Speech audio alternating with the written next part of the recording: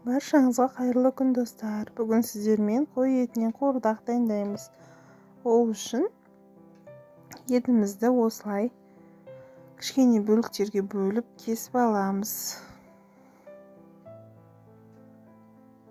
Қуырдақтың ешқандай да қиыншылығы жоқ. Бізге осы кеңірдегі қажет емес.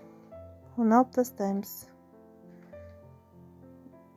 Мен бұл қуырдаққа жүрек, өкпе, бауыр барлығын қосып дайындадым. Солай дайындасаңыздар дәмді болады.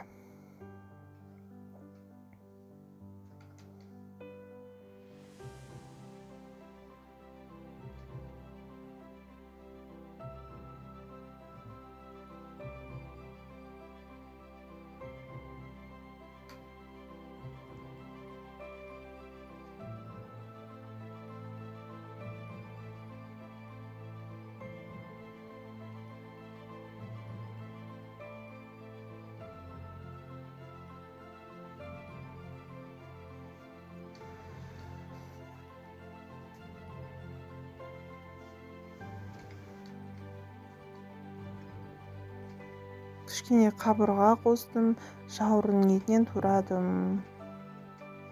Одан кейін қазанымызды газға қоямыз да майымызды салып, бірінші қойдың өзінің майына істеген дәмді болады. Өз майын бірінші қуырып аламын осылай. Содан кейін бетіне кәдімгі еттерімізді салып, тұз бұрышымызды салып, қуырып аламыз майға. Етіміз әбден бір қарайған, бір қоңырқай түске енгенше қуырып алып, бетін жауып, астын жай отқа қоямыз.